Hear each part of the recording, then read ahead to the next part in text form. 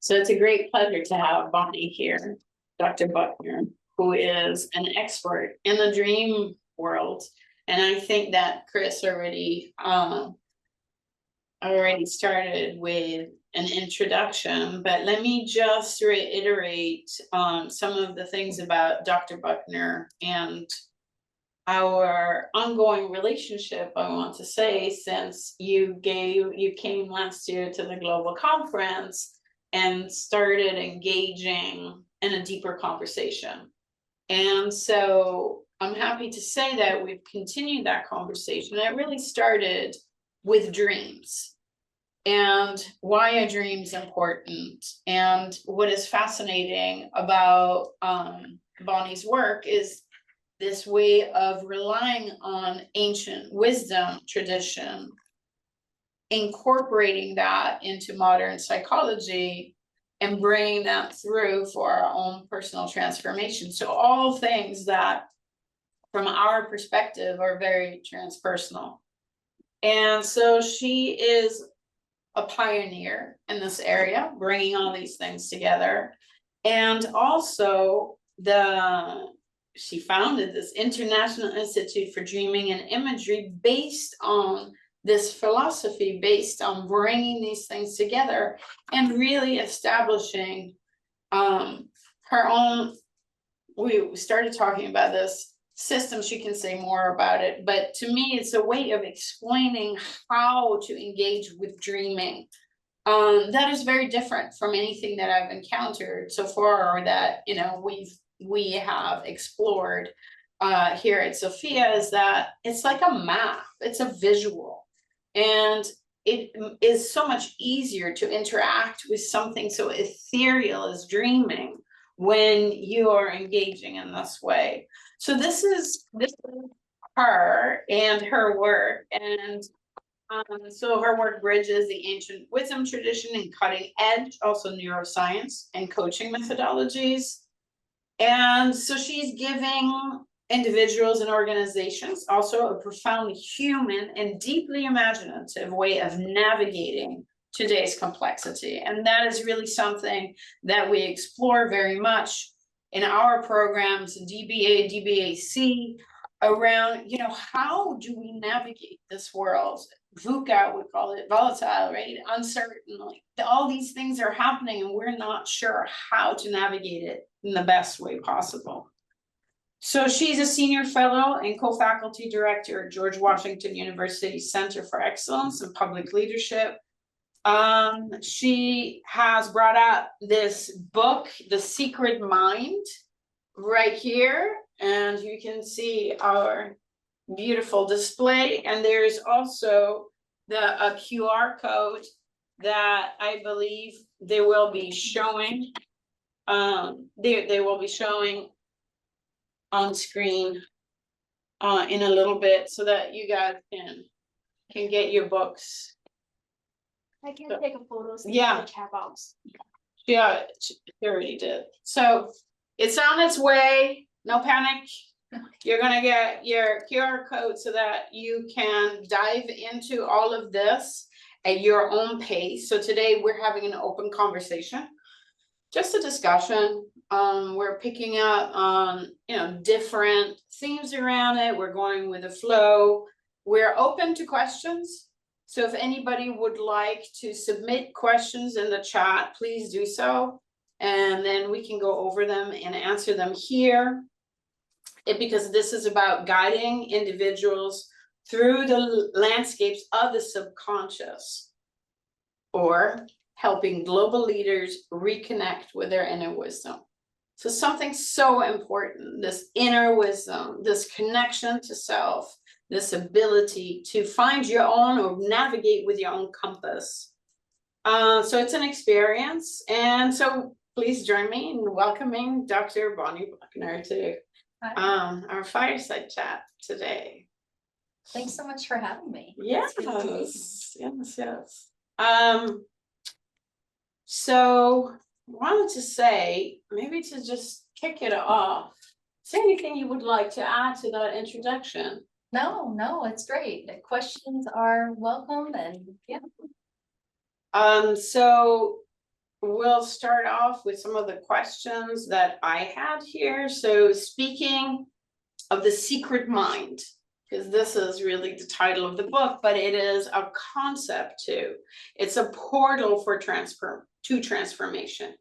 So how do you define the space about altered states of consciousness, which is transpersonal psychology, and we can dive into that a little bit. I could give you my definition of transpersonal psychology, and that might be helpful. Yeah. It really is encompassing all of psychology. So structures, social structures, cultural structures, family structures, and then beyond, geopolitical structures. And so it can be the individual psychology all the way out, but it is this idea of structure, right? And then saying yes, like Maslow's pyramid. Yeah, so we get to a point when we have this individuation process. We're done, yeah. And we're at the top of the pyramid because we know ourselves, hopefully. I don't And know. so that, yeah, so, but this is like this idea that then you go, and that was where Maslow ended up. And then he said, you know, I have figured this part out, this more official external part out. And now there's this other realm that is calling. So that's the transcendent function bit. Of course, as you get more sophisticated in it, you notice that the transcendent function talks to the rest and it all starts to move together. But for our intent purposes, where you start is that transpersonal psychology is personal psychology and then beyond. Okay. So it's both. Okay. And then it's the conversation. So in that way, how would you define the, you know, the way you address it as a secret mind and the conversation with the unconscious and subconscious in this way? That's a great question, and I'm going to take it in a different way. So you were talking about this pyramid and then something that's above or beyond the pyramid as just an image to start with and play with. And then you said it all comes back. It does all come back. And so it also, it's connected too. It's not above. So let's back up. I'm going to make this really easy, and I'm going to put it in this dreaming language that I teach. We're dreaming all the time. We're dreaming right now. And I mean that both from a neuropsychology point of view, and I also mean that in the broader sense that I use it. So we have two different ways of, two different modes of cognition. Let's just start there. One is what we think of as thinking, which is our rational, logical thinking. Mostly that is done in the executive network. And then we have the imaginative, experiential cognition, which is image-based, and that's the default network. They're meant to talk to each other. Unfortunately, these days, and the talking together is functional crosstalk, basically, is unfortunately not quite cross-talking anymore. So when we sleep, the default network is all lit up, it's all operating. But also in the daytime, if we were to stop talking and relax and just kind of look out the window and mind wander or daydream, that imaginative cognition kicks in. And that's why sometimes when you're just gazing out the window, those ideas come up. Oh, I know what I wanted to say there. Oh, I know what I need to write about. So both of those kinds of understanding our world are happening. They're supposed to be back and forth all throughout our day. When we go to sleep, it's all default network. It's all dreaming. And one of the things I teach is to put those two back together again, to take conscious mind into the dreaming and then be conscious of our dreaming in the daytime.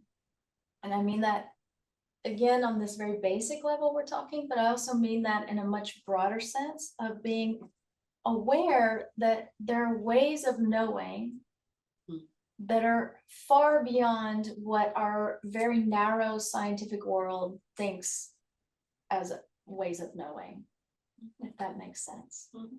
Yeah.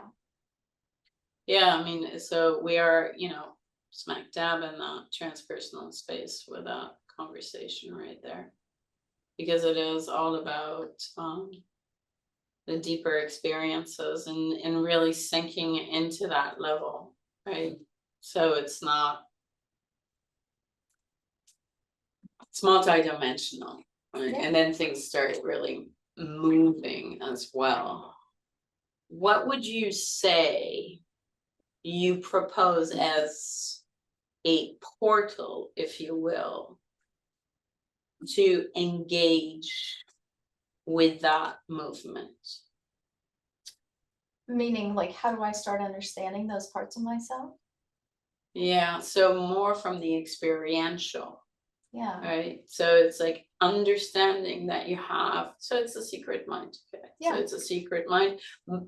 But, if you are a person and you don't know, How to start, whatever. how to start, like Yeah. how would you, like, okay, so I'm going to open that door Yeah. just a Got it. little bit to Yeah. peek in, like what's Yeah. like how would you propose doing that, like the first step? Yeah, so here's a really simple one, and you talked about this in your introduction. How do we know that we know, right? How do I know what I know? We actually know what we know, and typically people couch it in the opposite. They say things like, this job is not for me. How do I know that? Or they say, I don't want to go in and do XYZ. It just doesn't feel right. So part of it is getting into the positive of that. What does feel right? And how do I know that? And it's completely an embodied thing. And I do really want to emphasize that is the secret mind that lives in the body. Everything we truly know comes from our body. And if I were to say to you, for example, I used this example the other day. If someone says, I'm going to come and visit you for some time, and you know what that right amount of time is, inside very quickly, you could probably answer, yeah, like 3 days would be really great to see this person. You haven't seen them in a long time, etc. But then if they say, I'm going to bring you the dog and I'm going to camp at your house for a couple of weeks, you also know that doesn't work for me. However, then we jump out of our knowing and we start to go to the socialized part, and we say, oh, I'll be a bad friend if I don't let you do that. I won't be nice. It won't look right. So we jump out of our own knowing. We do that all the time. When we're kids, we're much more free and what works for us and what doesn't. But then family constraints, social constraints, work constraints, all of these things start to make us jump out of our inner knowing, and not in a conscious way. I know what I know, but I'm still going to take this decision. It's insidious in a way, because it's kind of like standing in the hot sun and sweating and saying, I'm not hot. There's a disconnect. That disconnect is what has to be healed to come back to what I really know.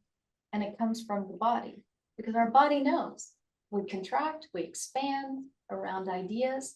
So getting really in touch with the body. I know you're smiling.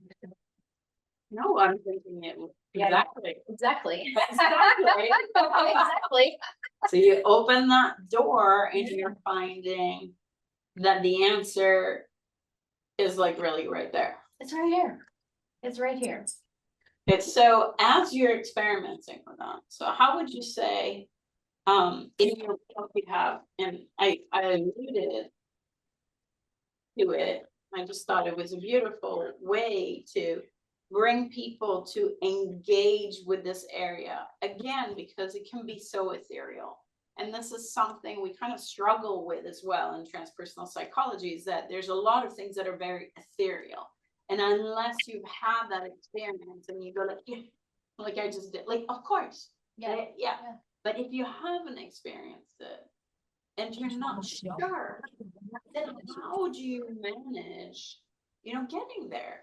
And so I thought what was, very beautiful, and I don't know if you can see it here, is that Bonnie gave us a map in her book, where you can, kind of look at like, and you say here, the first place is the physical place, which normally when you're dealing with dreams, you probably wouldn't necessarily say that, or a lot of other dream researchers and dream teachers don't necessarily start with the body. So this is I don't even interesting. think they make the connection. There, like, tell us more. Okay, so this is part of the ancient lineage that I teach. It's not my map, it's their map, and it's called the life plan. And the life plan starts with, we are embodied, we are physical, why nothing? No, because exactly. Yes, of course. We are physical beings having a physical experience on the planet. This physical body having a physical experience is one part of my experiencing. Inside me, I have responses to that experiencing. Those responses include everything from how I feel about it, my emotions or my reactions around it, what I know about it, memories it evokes, ideas as I'm synthesizing information, what I know I need to do with it, all of these things, right? And so we don't check into that part because we're so busy, right? Yeah, you want to break in? Yeah, because I'm thinking, just for clarification, I would say not only are we busy, we're also afraid. Yes. So we will make ourselves Distracted. busy, Correct. because of what we may encounter, so we're opening, like, we started with this, we're like opening that door slightly, and so we take a peek and we're like, monsters closed. Yeah, and I can address that right now, Yeah. actually, because the fear of the monster is I won't have the tool to deal with it. The truth of the body is I have all the tools I need right now to solve all my own problems. I can deal with every monster. If I look at the monster, I can deal with the monster. And the thing that makes this dream work so great is that it's not about hanging out with the monster. There's a lot of different, schools of thought, generally more modern schools of thought that say, oh, hang out with the monster, sit in the same, chair with the monster, get to know the monster. No, in this lineage, you look at the monster, you see what the necessity of the monster is, and then you transform it. And sometimes that monster is a blocked energy. So back to this life plan, what the life plan looks at is we have 5 different channels that we put our life force energy into. It's called our primary instincts. And when those primary instincts are being able to move at their natural rhythm, breathing is one of them, sleep is one of them, then our body is at homeostasis. Now, I look at that we have 4 bodies. We have a physical body, an emotional body, a mental body, and a spiritual body. And they line up and vibrate. They're all inside themselves, but they vibrate. And so if my physical body is off kilter, if I haven't slept well enough, it's going to make all of these vibrate irrhythmically. So, and that's easy to discuss. If you can think about missing a meal, for example. I miss a meal, my physical body is sending me signals, I'm off balance. I emotionally am a little more triggered. Cognitively, there's a million studies to show my IQ goes down, my ability to solve problems goes down. And because all of those things are tying up my attention, I'm also not spiritually available to love someone, to have bigger thoughts, to even do creative work. All those things belong to the spiritual realm, just because I didn't eat a meal. So when our energies get blocked, they move in different specific directions that we later name an emotion. And if we stay in that emotion, then later we have a thought about it. And by later, it could be 2 seconds. And then we build a story around it. And if we hang out in that story, then we have to believe it. Oh, yes. And it all starts with the body. And going backwards, it's that same type of thing. So so I appreciate, you know, your map starting off in the body and then unraveling this way. But then you can also, since this is, again, it's a circle, right? So you guys can see this, it's a circle. So we're not saying, yeah, up, down, like it keeps going round and round and round. Well, and we can move it back. So the ways that we look at dreams, dreaming is the language of our experience. So my experience, if we look at 7 kinds of dreams, if I'm having what I call a nightmare, I'm generally feeling either anger or fear. So it's an acute emotion, and it's my body giving me an image so that I have a form that I can look at and understand what I'm experiencing energetically in my body, because energy is abstract. We were talking about the stuffy room earlier. We can feel if a room is stuffy or not, but you can't see it. There's no indicator of it, but we feel it. In the same way, we feel a lot of different things. That knowing that we talked about earlier, we feel things, we have emotions about things, we know things, but we need an image to see it, to really get it, to prove it to ourselves, let's say.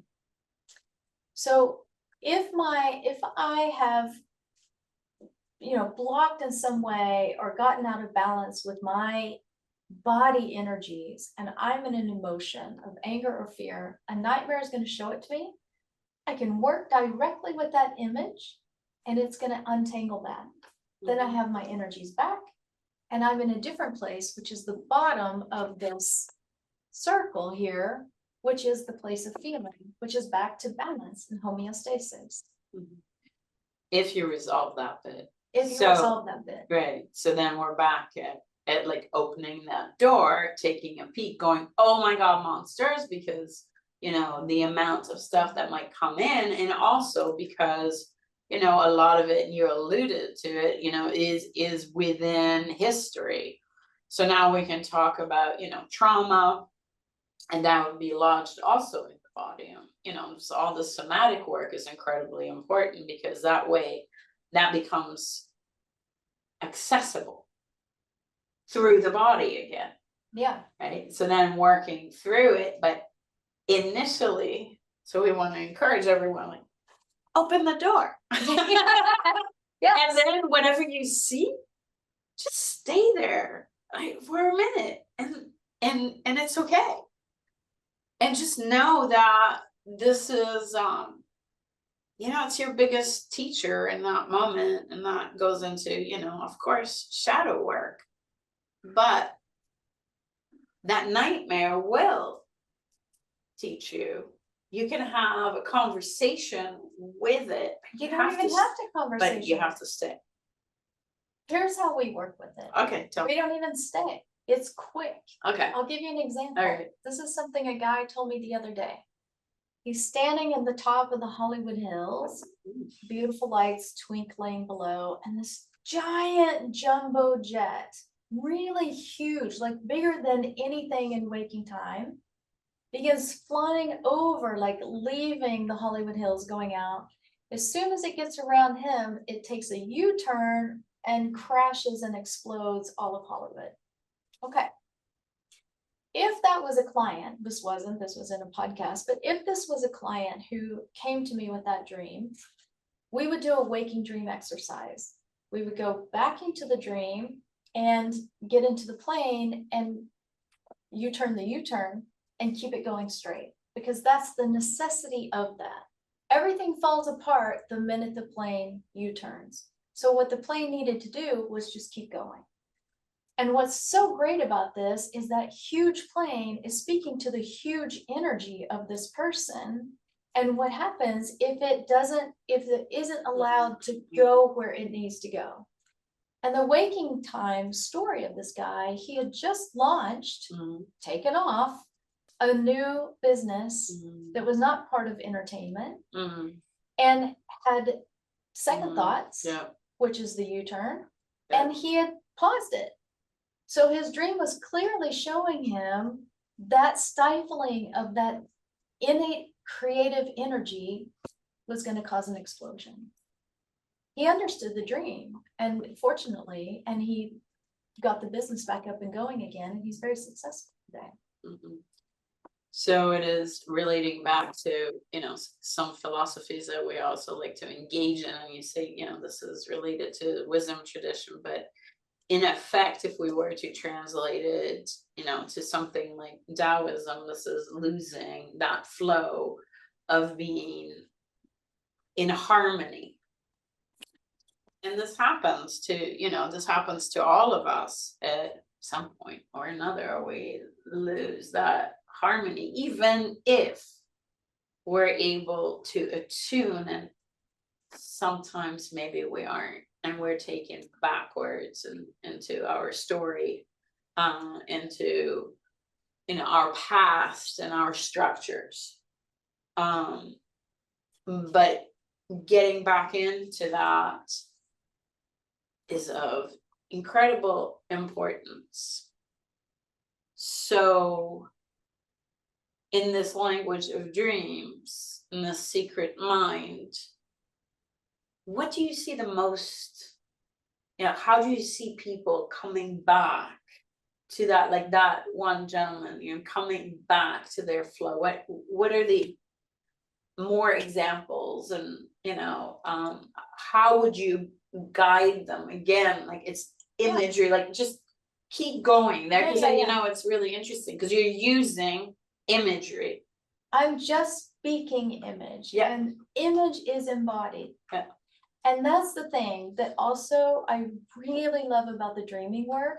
I work with people from countries all over the world, and it is truly, image is a universal language. Your imagery and my imagery is subjective to each of us. It's been built upon our own imagery lexicon, is our entire life of experience. But if I understand image, I didn't need to know this guy subjectively in his waking time was launching a business. I already knew from the dream. Big energy that can be very successful. It's a good big energy, but something happens and it U-turns and crashes. That's all you need to know. So image is a universal language. You can work with anybody, speak to anybody in image, which I love. So here's an example. A woman came to me. She had 2 great job offers, and they were really great, both of them. Both were a major step up. Pros and cons, they really evened out. And she talked for 45 minutes of, I could do this one, but then this one also has this, and just back and forth and back and forth and back and forth and back and forth and back and forth. So then I stopped her. I had her do a very short imagery exercise to go inside. What's the image of this job offer? What's the image of this job offer? Hold it in each hand, cup your hands, and then pop your hands open. What do you see now? When she does, what she sees is an almond tree with 1 golden almond. Oh. And she opens her eyes and she said, it's neither of those. I'm going to start my own business. How did she know that? Yeah. From just that, right? Right. Because she had long wanted to do that, Right. but was living in this world of, I got to get that next job, got to get that next job. So then she says to me, she's all excited. She goes, there's just this box in the way. And I said, oh, where's the box? Oh, it's on the path between me and the golden almond. Close your eyes again, find a way over, under, around, or through the box. And she pops her eyes open. She's laughing. She goes, it was just cardboard. I jumped right over it and I got the almond. So then she hightails it out of our meeting, and she goes, there was a place that she had already secretly been driving by that was for lease. She signed the lease, and within like 3 months had already gotten her practice to a place that she was on track to make more than either of those 2 jobs. We know what we need to be doing, what we want to be doing. We hide it from ourselves. Mm. That's why it's a secret mind. Mm-hmm. So yeah, so it is opening that door a little bit more, right? Yeah. So Yeah. How would you say that, your technique or your way of approaching it is different from Jung's active imagination? Because there's so many, things that are similar in that way, right? So setting up and letting the visuals speak and the images speak. So where would you say it is? There's one very simple difference. Mhm. We look at having a necessity. Mhm. So I haven't studied Jung. I have many friends who are Jungian psychologists, and they have told me the difference is it's not about just the images speaking. There's, in the work that I do, there is a necessity. For Okay, example, the jet that makes the U-turn, yes, the necessity is the jet has to go. So I'm not going to Mhm. script that, right, but I'm going to tell the person, close your eyes, get back in the jet, and find a way to keep going. And I don't know how they're going to do it. yeah, yeah, so it's interesting, because in that way it's different, right? Yeah. Because in active imagination, you would leave it more open, and there's an interaction with the images that is different. And you're talking to restoring that, the necessity seems to be restoring balance and restoring innate life flow. Energy flow, exactly. Mhm. Because that's what we do. Yes, You talked about the losing harmony. right, What we do is that, and just to say it a little bit like this, we either make it very acute, which is anger or fear, or we don't allow that expression and we stifle it, which is to turn it in on ourselves. And then it becomes dense and it doesn't move anymore, that energy. And we give that certain names. We call that experience guilt, resentment, chronic anxiety. It's those kinds of Mhm. dense Mhm. energies. Mhm. And when we have those kinds of dense energies, because physics, energy has to move. It can't be stagnant. Right, Those stagnant energies hurt us, right, and in many ways. Right. And so our body will look for a workaround. Mhm. First of all, it's going to give us dreams showing that. And it's going to look for certain workarounds. And some of those workarounds are, for example, obsessively eating, or because it's trying to get a movement of energy again. I mean, I'll tell you flat out, when I was writing my dissertation, I gained 14 pounds. It was the worst. I hated it. I felt so contracted all day, every day. And instead of thinking myself, we were just talking about that today. Is like this thing that happens when you have to pump out a lot of information in one form or another. So it's like, so something happens to that energy. I stifled that energy so much, and instead of just walking my dog, right, I just ate so much sugar. Right. Yum. I got the dissertation done. Well, that's good. That's important. But so there is so this innate flow of what wants to happen. Yeah, Right. I just gave you a small example, but it happens on a much bigger plane. Absolutely. Like the woman who was holding in what I really want to do. Right. And so really, I mean, we always have this conversation also in transpersonal of choice or not choice, right? And so this idea, is there ultimately, do we as human beings have choice or not? So it kind of relates to that a little bit, because what you're saying, or what I'm hearing, is that the moment you come out of balance, there's a necessity to get back into balance. Yes. Number one. Number two, that's your choice. Or not. I mean, your choice is literally, I can get back into balance, or I want to not, and I close that door. So like, we're back to, the analogy of the door. I will close the door. I will go on with my life. I will pretend none of this has happened.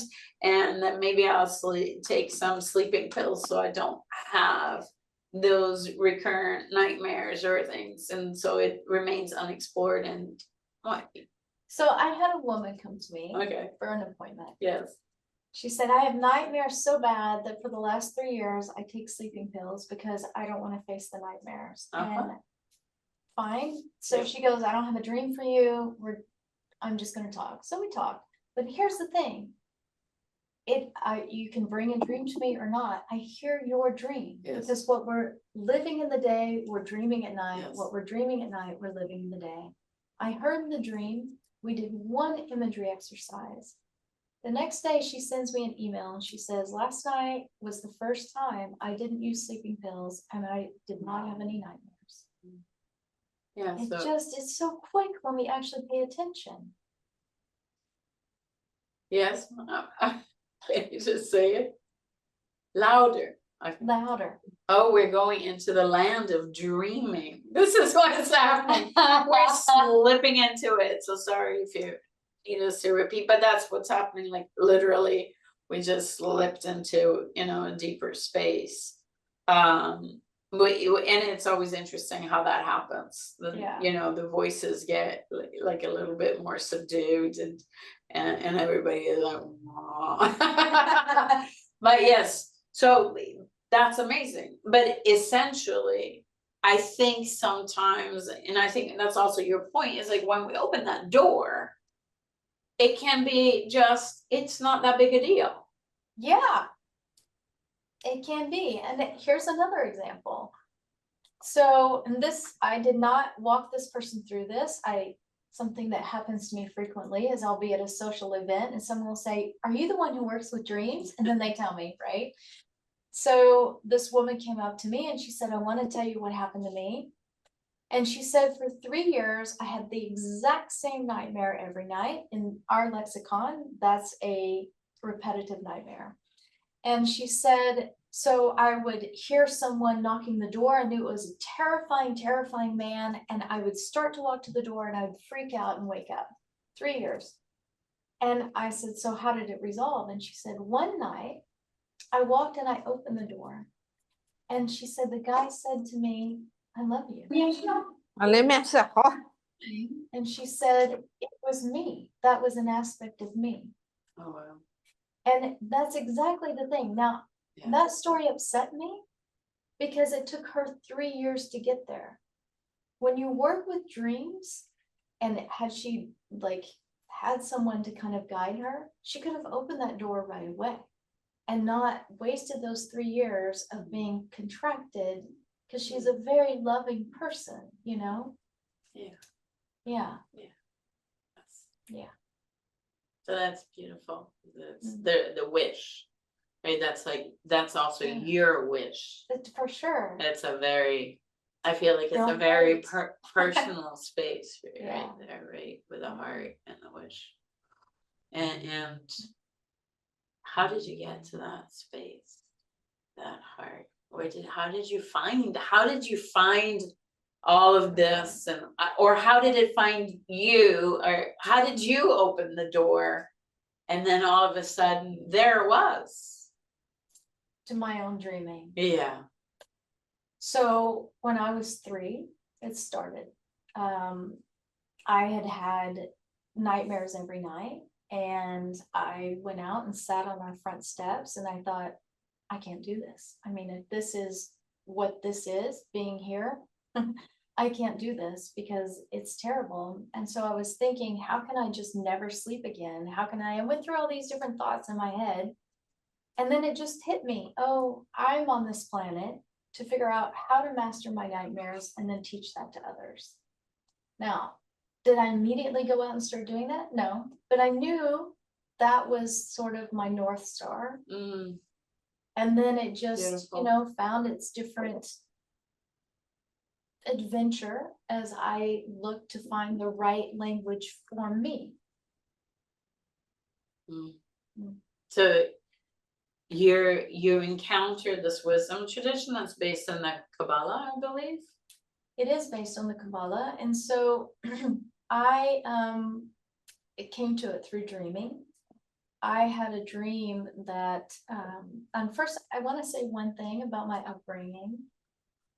I told my family, this is what I'm gonna do, it's what I'm gonna be, and they were completely supportive. And that is a very important thing to say, because a lot of people wouldn't have been. Right. Because your kid is telling you something and you're thinking, they'll never have a career. Oh my gosh. She'll never make money, we'll have to send them food all the time for Exactly. the rest of our lives. What opened that Yeah, out is yeah. a lot of dreaming stories in my family. And so my father talked to me about how he solved problems in his dreams and taught me how to do that. He taught me imagery exercises. If I would get sick, he would give me imagery exercises to heal myself. My grandmother, there's a whole story about how she saved my Uncle Charles' life through a dream. So they were very open with this. So, I was living in LA and I had a dream that really just boom came out of nowhere, of meeting my father, who had been deceased for some time at that point. And he meets me in this very ethereal place in this dream, and he takes me to this interesting, mysterious woman who's listening to a golden record player, and I'm fascinated by her and her music, and I just want to hear what's coming out of it. And my father leaves me with her, and I realize when I wake up, whoever that was, I have to find her in waking time, because my father, the dreamer, just passed me off to her. So then it was a series of encounters, and I call this living with dreamers' ears in waking time, listening to clues and things like that. And through that, I found my teacher, Dr. Catherine Shaneberg from the School of Images in New York. Yeah. So I was New York. Well, she has a school in New York, and the person in this dream was really her teacher, Colette Abu-Muscat, who's this sort of, most modern, the person who really modernized this ancient language. So that's fascinating. So in transpersonal psychology, there's somebody who deals a lot with the wisdom traditions and bringing it into and translating it also into neuroscience. His name is Les Lancaster. So that might be of interest to you, just as a exploratory journey. Yeah. And this connection has, I can feel, or I sense that this is really what then just brought you together in like this map type of way. Yeah, definitely. And then you started navigating with that map sort of intrinsically, or did you study it? And tell us more about that process. Like how was that getting acquainted with it and then integrating it and then living it and then teaching it? Yeah, so the first workshop when I met Catherine, we did work with a dream, and she calls it dream opening. And when I gave my dream opening, she said, that's how you work with dreams. And from that moment on, I just was, she was that language, that sound coming out of that golden record player. I understood exactly how this lineage speaks to it. But what started at that moment, 10 years of deep study, I knew how to open dreams already. But what this lineage requires is, if you're going to teach this work, you have to be a clear vase yourself first. I have to be a clear reflecting mirror. Yeah, that's very cool. Otherwise, I'm going to get trapped in someone else's dream or someone else's story. So, and there were obviously many things to learn, especially, we work with dreams, but we also work with imagery, and really understanding the imagery and that very specific way of working with images. I did have to learn all of that. I had a lot of natural proclivity to it, let's say. But the main part of the work, I will say, is my own inner work. so that I am not stepping on somebody else's dream when I'm working with them. It's not my dream, it's their dream. It's not about me, it's about them. Right, right. Yeah. Yeah, and I think that's a very important space as a practitioner So to so learn. important. And I think also to learn holding your own experience as well as that of the person you're working with. So does that happen to you, that in the middle of, holding their space and their dreams, you have sudden images that come to you about things that maybe they don't relate to them, like maybe they relate to your own experience? And so for practitioners, how do you distinguish, the work and What's being mine and able, what's theirs? yeah, and being able to hold that space? That's a great question. And in the coaching program that I teach at, that's the basis of a lot of the work. Like, it's just to divert for a second. ICF, the coaching, International Coaching Federation that we abide by, talks about coaches using their intuition. But they don't operationalize it. They don't talk about what that is, what that looks like, how to discern between things that I'm just feeling and thinking about versus real intuitive events. And so we spend a lot of time helping people learn to distinguish. It comes again down to the body. There's a very different, I talk about it in the same way in the book, about the difference between a dream and a premonitory dream. I have to know the feeling of when something comes in. It's usually something like unexpected and out of the blue, versus a thing that's for me a little more flat. Maybe I've thought it before. Doesn't surprise me. It's something that I could have thought that anyway. But when it's somebody else's and I'm having an intuitive experience that I hit, it's a surprise and it feels a little different. It looks a little different. It's not my language. So it really is about self-awareness, right? So ultimately, just really learning it. And what you're suggesting then, in terms of keeping our analogy of opening the door, it is working with that door. Yeah. And having that connection to it all the time. And that intuitive hit, you have to know when it's an intuitive hit, because you've been so attuned to your own experience. And so in a session. And by the way, yeah. I teach people, I tell them, look, just become a scientist of yourself, right? Right. When Newton dropped the apples and discovered gravity, he didn't drop one apple. Right. He did it over and over and over. So you can keep an intuition notebook. And every time you have a hit, write it down. Right. And then go back later with another pen, a different color, and see, how did it turn out?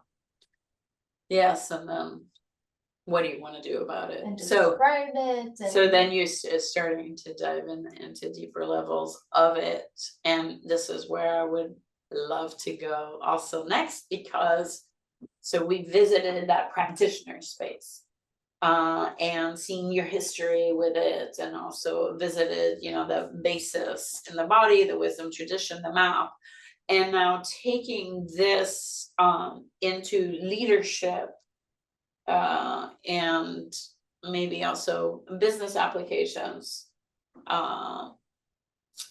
How, because you are also, versed in that area, which is great.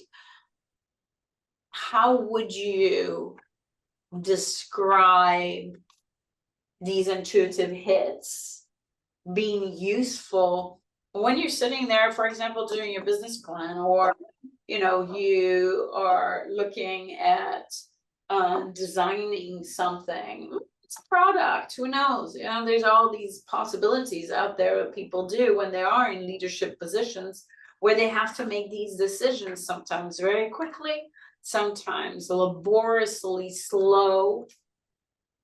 So how does that? There's so many Yes. things that this is helpful for leaders. First of all, to learn your intuition, because it gets very intense for leaders. They do sometimes have to make very quick decisions that are going to affect a lot of people. And the moment we start to get out of center and that anxiety comes in or the pressure comes in, we're not able to really hear ourselves very well. So it's also learning your body really well and learning how to clear your body and return to that open space of listening to what is really happening inside. It's also about, and that I want to underline this too, the leader who's willing to start to, your metaphor, crack open that door, they are now open to a much more creative space, because creativity is mystery. And a lot of leaders shun that. Okay, let's stop there. Yes. So like, and hold that, because creativity is a mystery. Creativity is a mystery. And that, for a lot of people, is very uncomfortable, because it basically knows. I mean, it basically means you don't know. You don't know. You don't know. Great. I love starting there. You don't know? I know. Don't know. I walk into a room of people to lead a workshop. You don't know? Great. That's where we start. And then I see panic. Yeah. I need to know. I've got to give a report. I've got to get down the QuickBooks. Yes. I've got to do this. And especially in business, I right? know. You have to supposedly be in charge of the situation, supposedly drive it, and like it's the opposite of everything we were talking about until now, right? Which is, hey, are you in balance? Are you not in balance? Where is life going? Where's that flow going? Energy Tao, whatever you want to call it. And here you are. You've got an agenda. You've got to get these things out. Chop, chop, chop. It's not coming out. Like, okay, so what do you do? What would you advise in opening that door in that way? First of all, chop, chop, chop doesn't work anymore. And we know that. It's not the environment that allows for innovation. So as a company, you also have to decide, are we going to innovate or are we going to replicate? And that's a very big decision to make. Once that's made, if you really do want to send your leaders to work with me to be an innovative company, you have to allow space for these ideas to come forward. And people start to panic. Well, my gosh, is it going to take 9 months? Usually no. Usually it's actually quite fast when people have the pressure taken off of them and they realize that instead of filling their weekend with work, they maybe take a long hike in nature and they actually come back and they've resolved it. Isn't that interesting? Here's the other major misstep leaders make. Anytime you like the word structure, if I'm going to innovate, I have to dismantle an existing structure. Yes. And that is also fearful. Yes. And so anytime someone on a team comes in with a great idea, they're on the front lines and they're like, we're watching this. We have a different idea because we're in it. And they bring it to their manager. There's this tension of, oh my gosh, I'm going to have to start over from scratch. We're going to have to, go back to the drawing board or whatever. And so they squash great ideas all the time, when those ideas might actually streamline things somewhere else. So doing dream work, here's where it gets so simple. One of my first things is to just, in the leaders I work with, get a dream journal, write things down. And here's what happens. It's the world's best barometer. They come to me and they say, I don't have a dream. Okay, why not? Well, I mean, I did have some things, but I didn't think it was important. What was not important about it? And before you know it, they're telling me long dreams that they had, but they edited before they could ever even let it see the light of day. Oh, it wasn't important. It seemed stupid. It seemed weird, until they begin to realize, oh, there's so much there. There's so much wisdom. It's teaching me. There's so many ideas. So just having a dream practice opens that door I talk about it as a muscle, that muscle of being able to step into mystery and see what's there and experience it. That's so helpful. Yeah, I mean, of course I agree. Yeah, and Mhm. I want to say that it can become part of an iterative process. By that, I mean, if you're, working on a product, or you're working, building an organization, or whatever you are doing in that business or nonprofit scenario, as a leader, or maybe it is, implementing or trying to implement more social structures and laws. Whichever way it's going, there's an iteration that becomes possible with this, which is, okay, so there is this imagery, there's this dream, there's this restoration of balance. I mean, it doesn't stop there. This is a circle, right? So it's like it keeps going. So the iteration from a business perspective now is visiting that over and over again. So it's not one time, oh, I'm done. Oh, goody, I got it. I can move on. I have my innovation. Yay. And no, No, because the marketplace is always moving. Thank you. Yes. The marketplace is always moving, and people are having new desires and wants and curiosities, and we have to meet them there too. Right. So, and we talked about, how, and also this is important for Sofia, so how we have whole person, whole systems, and that keeps churning. And in general, in the world, and that's kind of our focus, because it's part of the transpersonal methodology, really. And you just addressed that other part, which is the whole systems. It's the other thing, or participatory spirituality, which is Jorge Ferrer. I don't know if you're familiar with his work. That's also something that you may find interesting, is just, things emerge. Like the third here in the room, right? And just watching that emerge and working with that also means the market. If you're in business, that's the market. Yeah. If you are in a nonprofit, it is also the needs of whoever you are supporting, whoever you're trying to lift up, or whatever you're trying to build. So that is that environment that you are actually co-creating with. And often I think that's something that is forgotten, because it's as if we can control that, we can dominate that.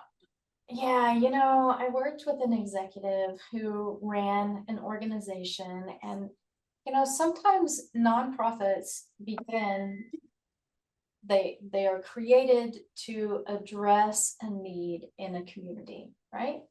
And then sometimes they actually address that need. And so this organization was created to tackle a very, very specific thing. And that thing got tackled. But they had now a very large organization, a very large staff, and were very well funded. But their mission was more or less done. Mhm. So what do they need to do? Well, a lot of the people wanted to just, sort of replicate, keep going, doing the same thing. But I've been working with this executive for a little bit of time, and she got the picture. She told everybody, we're just closing for 2 weeks. You guys sleep, rest, because we're tired, because it was a big effort. Right. And they came back. Every idea was fresh. They went in a completely different direction. Interesting. Yes, she had the courage to do it. Mm-hmm. And it's successful. Right. So that's that space of, what would you call that? Silence, dreaming. Yeah. the whole thing, the pause. Right. You know, nothing grows in a straight line. It's in spirals. And we have to pause to have the integration of what we've done and to get the inspiration for what's next. Mm-hmm. It goes against the energy of the way people think business should run. Yes. They think it should be, you know, GDP always has Well, to go yes, up. and Everything so else we is go up, but into regenerative economics with that, like, basically. because in that whole theory of donut economics, it's very important actually, because you know this idea of constant growth based on nothing. We can't keep having that, and No. I think it puts our planet under pressure in ways that I think sometimes we're not even aware of. Yeah. In it's ourselves. us. Right, in our nervous system, because we're part of the systems, We because it's are. all interconnected, and there we go, there's another thought. One of our professors, Dr. Marilyn Schlitz, always talks about her experience as anthropologist back in the day, where she was, you know, working with a tribe down in South America, and they all had the same dream.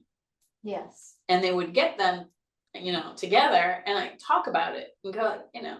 Mhm. And so what aspect do you see is sort of, so has that ever happened for you, and in what circumstances, and how does that relate to the map?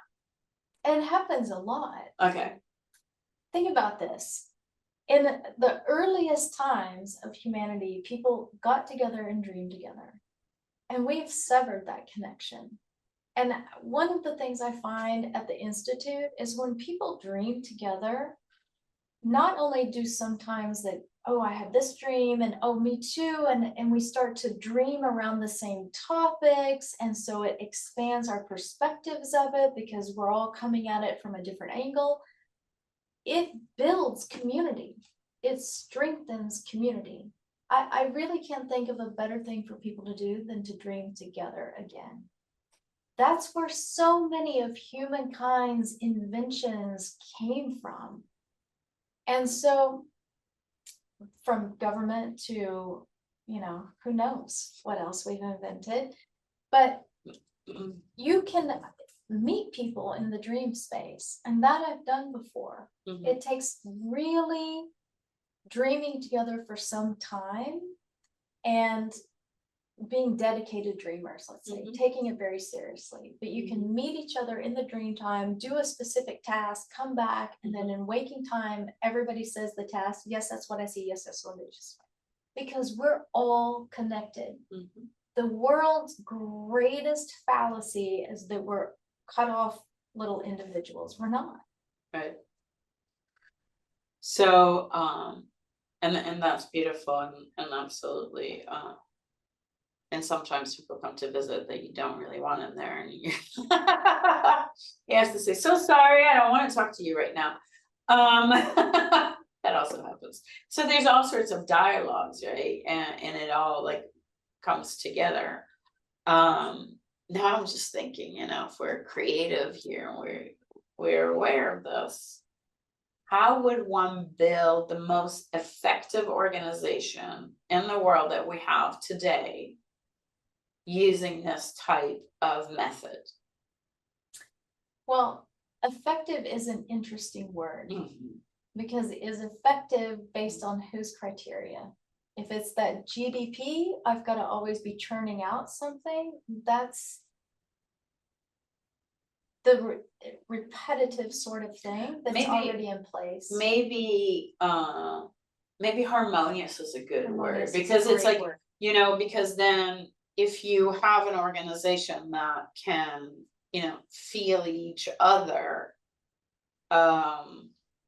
there's this one researcher that I was encountering lately that talks a lot about, and I've just forgotten her name, but she talks a lot about establishing safe spaces, because in safe spaces people learn and come together in different ways, so they can really innovate and they can really, you know, be more effective. But what is effective? Effective means that you're creating, you're putting movement in, you're aligned, you're participating, you're in harmony.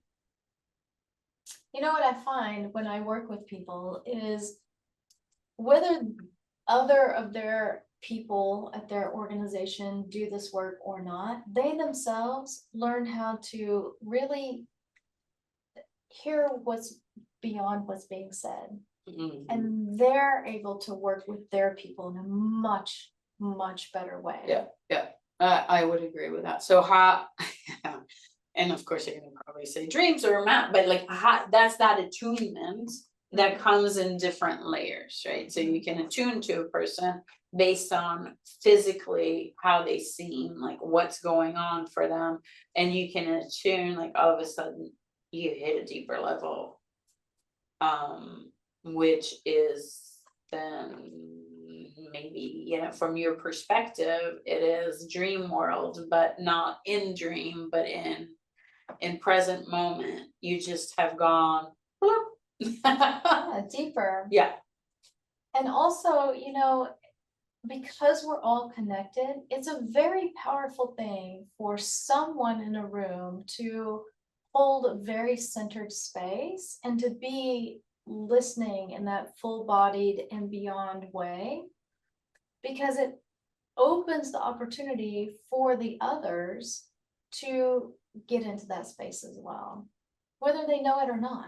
It's just Yeah, it creates opens it a up. different atmosphere. that's that participatory spirituality concept too, Mhm. which is really, it is quite, it's beautiful. So, so it fits right into this conversation. I want to take just a second and see if anybody has any questions. Are there any questions that are there? Oh, are you sending them to me? Oh, I'm sorry. I was deeply engrossed. On what? iMessage. Oh yeah, there's it. Thank you. Okay, what practices or daily routines help leaders tap into their secret mind on demand? Okay. Really the best thing to start with is to get a dream journal and just start writing down your dreams. And I want to say as well, write down, here's how I'm going to define dream. Write down whatever it is you wake up with. Maybe it's a snippet of a song, maybe it's a feeling, maybe it's a color, doesn't matter, write it down. And then this is really important. Don't just jump up and grab the phone or do something. Prolong that period, even if it's only 5 or 10 minutes of being not quite awake, not quite asleep, and letting whatever arises. Once you really practice being in that space, that's a juicy space. This person asked about being there on demand. First, I have to know where I need to be Right. and really get that. And then I can come back to it. It's like a destination. So again, we're back to restoration of balance is number one, and then seeing where am I. And you know, like you said about opening the door, let's come back to that. Yeah. If I've been outward looking for most of my adult life, Right. I have to practice inner looking. Yes. I have to practice that space and how different that space feels. Yes. That's why I use the word destination. I can be out here, Yeah, but if I want to destination come is a back, I great come word. back. So yes, so that is. I just want to open up to the room too. Like if anybody here wants to ask a question, like you're welcome to just throw it in spontaneously, or you can send it. So the second question here is for leaders facing burnout or chronic stress, can engaging the secret mind support emotional resilience? Yes. You want me to elaborate? Yeah. Yes. When we're always looking out and doing, think about it like this. If I'm only putting my foot on the gas, then I'm gonna run out of gas. I have to stop the car and refuel. And that's, we live in a modern time where everything we do is trying to push the envelope of how much longer we can stay awake, get things done. We're so focused on productivity. But we have to pause and come back to ourselves. That burnout is never stopping. So if it's very simple, the necessity, if I'm exhausted from doing, then I need to stop doing and recharge. It's quite simple, actually. Yes.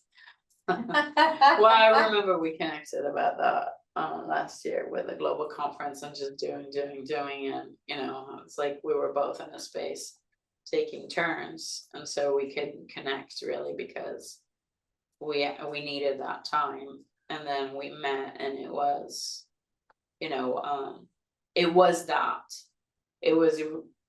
recovering from some sort of a burnout, and also then being able to go a level deeper on it. And actually what I loved is, and I'm going to bring it up now, just is the research, right? So like coming and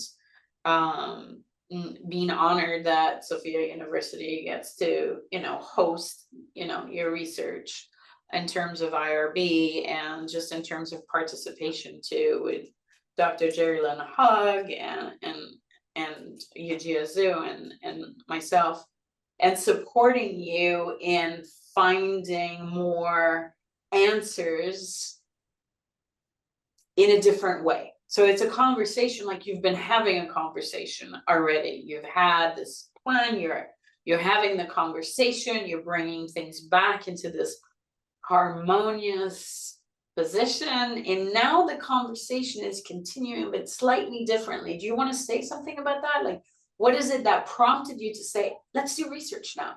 Let's what was it? So the honor is mine to be working with you guys, truly. And it kind of started with talking with another one of the practitioners at the Institute. We see people change. So an irritation that I have, irritations send me to do research, actually. An irritation that I have about dream research is that research is done typically on people who don't have a dream practice. And there is some kind of content analysis, and people often come up with, oh, the majority of dreams are aggressive or sexual in nature, and that's it. Oh, okay. Psychoanalysis, yes. But, I see, and I know, like I mentioned earlier, there's 7 different kinds of dreams in this rubric, and 4 of those are unresolved, which means unbalanced. But when we're balanced and harmonious, we have a very different kind of dream. We have resolved dreams, great dreams, dreams of light, dreams of union, those really truly transcendent experiences where there's awe and wonder and expansion, and those are such an important part of the human experience. And when we do the work of working with your dreams, most people come to the Institute brand new, they have a lot of nightmares, they have a lot of unresolved dreams, but when they realize that they can open the door, whoa, there's the monster, oh, I can fix it, and then they do that a few more times, then the monsters go away, and a very different kind of dreaming can emerge. And I wanted to start capturing that for people, because if I only work with people who don't have a dreaming practice and they're having one kind of dream, I'm gonna make a lot of assumptions about human nature. But humans are capable of the most amazing, beautiful things. It takes a little bit of work to get there, a little bit of housekeeping. And so I want to show that to people. Yes.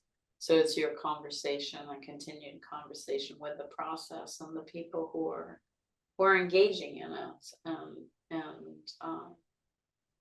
Yeah, it's a different way of looking at research, really, also, which was one of the things that I found so So interesting, and frankly also that I want to lean into is really where does this conversation go if we look at it in this way as a conversation, even if we're coming up with data points, right, Yeah. of different in different ways. Yeah. So thank you.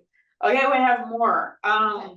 How can organizations integrate dream work into team development without infringing on personal boundaries? I kind of addressed that with a practitioner example, but this is now management becoming, or leadership management becoming practitioners.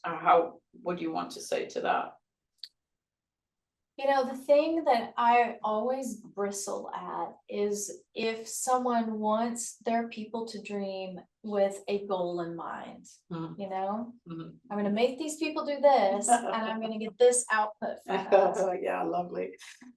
Also called manipulation. Well, we're a very goal focused world these days. If people want to have a dreaming practice and dream together, it has to be done in a space that is not occluded by goals and needs and top down. It has to be a much more open space. How about intentions? I've always liked that word, and that's a great word. Because then you can also play, you can go intentions and then you can get practical afterwards with goals, because they have a place in this. So it's not, I don't see you saying that they don't have a place. No, I don't know. But that first you direct this overall space, because again, you're looking for balance and you're looking for that point. And once you're there, you can breathe and focus on more goal-oriented activities. But if you're not there. Because here's where the there has to be. Yes. If I'm a manager of people and I want my people to have a very specific, trajectory A to Z, then I may not be ready to work with dreams, because dreams may tell me, and my people may start dreaming that instead of A to Z, the company wants to go here. And so if I'm not prepared to be that dreamer myself, I'm not ready to get people who work with me into a dreaming practice yet either. I have to be open to, because dreams, like it's gonna just, the result might be like putting everything upside down. And because dreams are open. Right. They're not bound by our, this is my agenda. Structure. Yeah. We're back at that. They are. Yeah. And a lot of structure is based upon past experience. And because of that, then we pull it forward. And then we want to reach transformation, which essentially in that model is not possible. So what you're saying is don't. Just let it go and see what comes up. Yeah. And maybe it is a structure. That's a possibility. But maybe it's not. And then what? And then what? You have to be ready. My life has been upended at times by my dreams, and it's always been to my greatest good. And we have to be prepared. I'm running the institute now. If the dreaming starts saying, this needs to be kind of refixed, we dream together. The people in my institute, we can dream that, because we're all relaxed about dismantling, redoing, going back to the drawing board. That's can be fun even.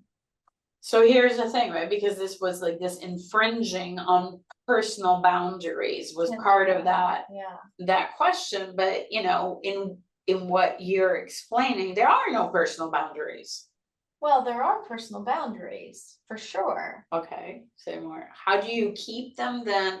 If you're all dreaming together, right? You're coming up with these different perspectives, and maybe those are the personal boundaries or the product, if one may say, of that, right? Because everybody has a different vision, point of view, way of perceiving things, and that brings that in, but you're all dreaming it together. Well, it has to start with it all being individually voluntary. You know, you can't just impose on everybody, now we're gonna dream together. You invite people Okay. to do that. Right.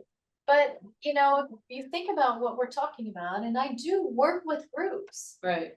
but I also use a very specific set of steps that preserves those personal boundaries. For example, let's say we work on one dream, and that's how we do it. One dream per group session, that's it. And we choose that dream on a short intuition exercise. Okay. Why? Because the moment you start saying, oh, today is, you know, Kathy's dream, tomorrow is Mark's dream, then we've just put some kind of personal thing in there. Yes. It has to be 100% fluid. So we do an intuition exercise. And also because whatever dream is going to be chosen is going to be important to the individual, but as the group, if I rely on my intuition to choose the dream. So we use an intuition exercise. We choose the dream we're going to work on together. That person's dream, they're the original dreamer. And then after they tell the dream, we ask a very specific way of asking clarifying questions. Did you go left or did you go right? That kind of thing. Then each of us in turn becomes a secondary dreamer, which means I take the dream on for myself. I don't look at the original dreamer. I never say you, It's all I. As a secondary dreamer of this dream, I'm not looking at the other person. And I open it out for me. That keeps the space for that other person to hear something that, you know, resonates, or if nothing, then leave it. And at the end, it's returned to that person. They can either speak or not. And then it's done. And that's the thing that sometimes groups have a hard time with. Yes. It's done. Stop opening it out. It's not therapy. It's not. Right. Each person had their own reflection. It's returned to the original dreamer. Leave it. Oh, that's beautiful, because you're returning it to the communal pot in a way. Like there's a big pot. Like I just imagined that the moment you were saying that, returned into, I felt like, okay, you're dropping it back into the pot that is held by everyone, really. Yeah, and you go on. You go on. You go on. Exactly. Oh my God, I have a long one here. Oh. Okay, so let me jump to this one. Dreamwork is one of the tools, but we also do other work in the awakening daytime, say working on our projections. Yes.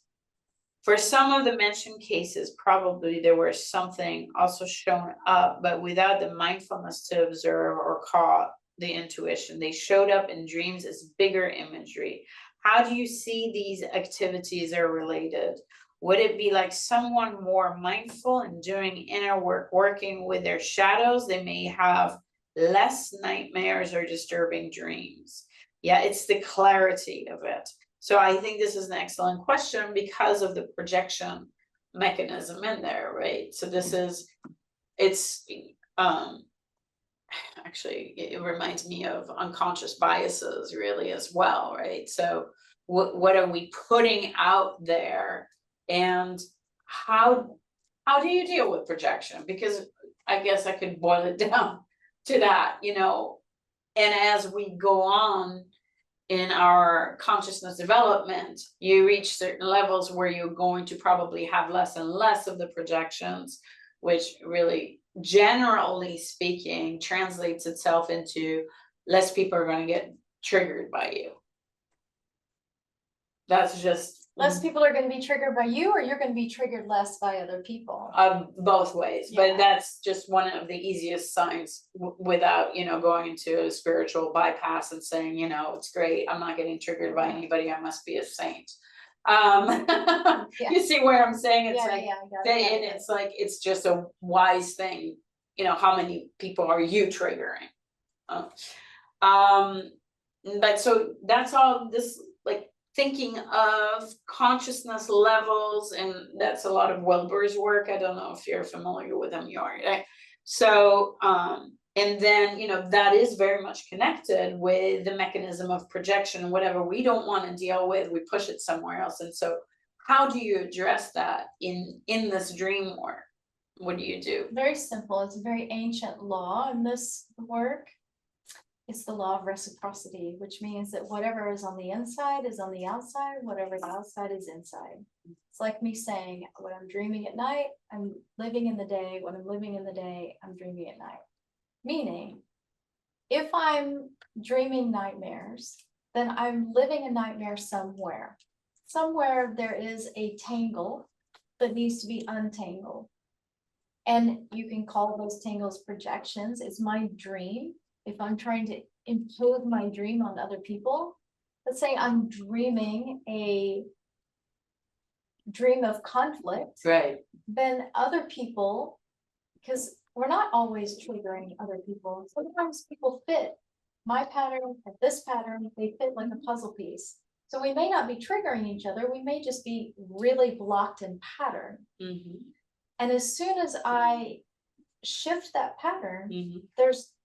that has The to go energy somewhere moves, else, yeah. right? And so it's about getting very clear on my own dreaming, just recognizing I'm dreaming a nightmare. Okay, so that's what I dreamed at night. Now I'm going to wake up and I'm going to go through my day with that in mind. Where is my conflict in my daytime? Where is that emotional tangle? Mm-hmm. The courageous person will then face that either in waking time or by working again with their dream. So you're saying, well, I guess also the question I felt was going in the direction of how to identify projection to then be able to work with it. So for you, it's like a moment of dissonance, really. That's what it's that moment of dissonance. And instead of running and trying to rationalize it, you stop. Yeah. I'm going to give everybody a great exercise. Okay. Okay. All right. It's called reversing. You do it when you get in bed at night and when you're ready to go to sleep. And so you turn out the light and you either see your day backwards, like a movie, or you talk it backwards. I turned out the light. Before that, I brushed my teeth, da, da, da. And as you move backwards, you will see moments of conflict, moments where you drop out for a minute because you're going at it from a different direction. You don't have to even do anything with it. Just see it. The more you do that every night, it's also called the exam of consciousness backwards. Very ancient, simple method. The more you do that, the more you become aware of those projections. Yeah. Okay, that's a good one. So I know it also from Rückschau, which is that comes out of Steiner's philosophy. So he uses that in pedagogy, actually, for the teachers. That's great. That they should be doing that every night so that they learn from their patterns and then interact with the students in a way that is deeper and more aware. Yeah. Beautiful. So what did you call that again? I call it simply reversing. Reversing. Do you have it in your book as well? Just in case somebody wants to look it up. I think I that as an exercise. Yes, I think I put it in. Okay, great. All right. In cross-cultural or global contexts, how do we honor different dream or imagery traditions when applying them in leadership? Global context. Yeah. So I'm faced with somebody who's entirely different from, where or who I am, and I have no clue. I don't know how to read them. So just in that question, as opposed to different dream traditions, just I'm in front of someone I don't know. First of all, I just have to start listening. Listening to them, listening to my inside, and hearing it, hearing it from their point of view. It's also another great thing is to really learn how to step into someone else's shoes and hear it from their point of view.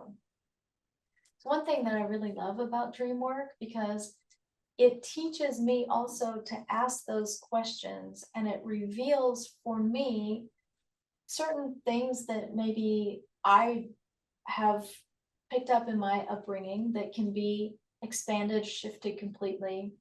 Example, I was working with a woman from Ukraine, and she had a dream with the Tsar. Now, growing up, I had, as an American, a certain idea, a certain image in my mind about what the Tsar is, and it was not positive. So I asked simply the question, Nice. how is the Tsar presenting itself in this dream?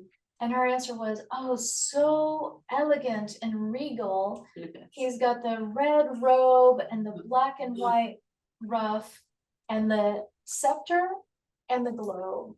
So that is a perfectly balanced male, female, lots of energy image. And so I knew for that person, their subjectivity, very positive. So I get to, and this kind of goes back to the projecting from the previous, I get to set aside my preconceived notions and hear that person. Yes. Yes, and yeah, it is in asking. I mean, that's why, you know, I think inquiry becomes such an important skill. Yes. It's actually probably, if you're defining also leadership management and all these things, or if you're working as a practitioner and even examining dreams in this way, right? It's all about inquiry. Yeah. Yeah, Tell me beautiful. how that feels. Right. Yeah. So the dream, so we honoring different dream and imagery traditions. So like going into that now, would you apply that same method of inquiry? I mean, yeah, But you know, here's how I feel about other traditions. All of us are trying to describe experiences that are only partially able to be described. So we all have our own way of speaking to it, but we're all speaking to the same sort of thing. As I say, there's a lot of different paths. We end up in the same meadow. So amazing. Actually, that's such a gift. I mean, I don't know. I'm always amazed at that. So I love that you're bringing that up. It's just a different way of looking at the story. Yes. Any more questions, or are we good? We're done. Thank you so much. Thank you so much. That was delightful. Yeah.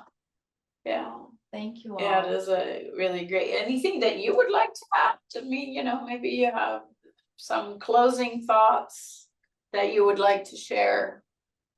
Yeah, I do actually have closing thoughts. Dreaming is also, it's really our creativity, and I can't say enough how many of humanity's big ideas have come from dreams. I mean, Beethoven composed music for instruments he heard in his dreams that hadn't yet been invented.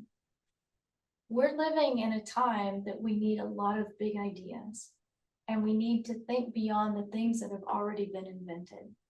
And the only way we can truly do that is to go to that biggest, non-limited space of creativity. And the easiest way to access that is in our dreams. So I so encourage people to dream more and then be vocal about the ideas that come from dreams. It's really important, I think. Yeah, thank you. Yeah. So let's keep that in mind. Dream more, everyone. Dream more. Whoa. We love it. Thank you so much. Thank you. It was really a pleasure. And now we have to go and digest and let go, integrate and enjoy and so thank you. Thank you.